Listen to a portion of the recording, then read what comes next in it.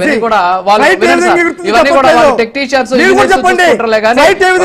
రాజుగారు ఏమండి రాజుగారు మీరు చెప్పండి ఫ్లైట్ ఏ విధంగా ఎగురుతుందో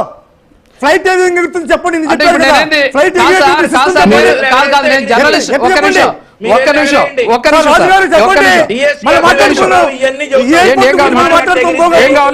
మీరు మాట్లాడండి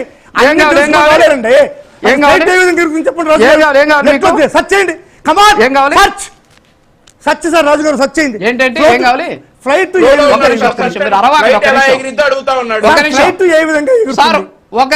చెప్పండి నాకు వినండి సార్ చెప్పండి కాదు సార్ మీరు అలా అరిస్తే నేను ఎలా చేయాలి ఇప్పుడు నేను ఏమన్నా పైలట్నే లేకపోతే పనిచేస్తున్నానా వినండి సార్ మీకు తెలుసు అంతే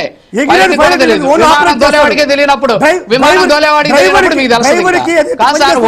కాదు సార్ విమానం దోలేవాడికి తెలియదు మీకు తెలుస్తుంది అంటే ఫ్లైట్ ఎట్టెగరతో విమానం దోలేవాడికి తెలియకపోతే ఇంకెవరికి తెలుస్తుంది చెప్పండి కామన్ జోక్ లాగా ఉంది కానీ ఎట్టెగరతో తెలీదా అసలు పైలట్ గా తెలియదు విమానం పైలట్ గా తెలియకపోతే అంటే చెప్పండి సరే ఎలా ఎగరది నేను పైలట్ కాదు నేను డీజీసీ నిపుణుడు కాదు నేను ఏటీసీలో పనిచేయట్లేదు వినండి నేను డీజీసీ సార్ వినండి నేను డీజీసీలో పనిచేయట్లేదు తర్వాత వచ్చేసి నేను ఏటీసీలో పనిచేయట్లేదు వినండి ప్లీజ్ వినండి నేను పైలట్ కాదు పైలట్ గా తెలియదు అంటున్నారు ఇంకా పైలట్ కి తెలియని విషయాన్ని ఇంకా మీరు తయారు చేయాలి ఇంకా అది పైలట్ కి నేర్పిద్దాం ఒక నిమిషం వంశీ గారు భోగాపురం ఎయిర్పోర్ట్ లో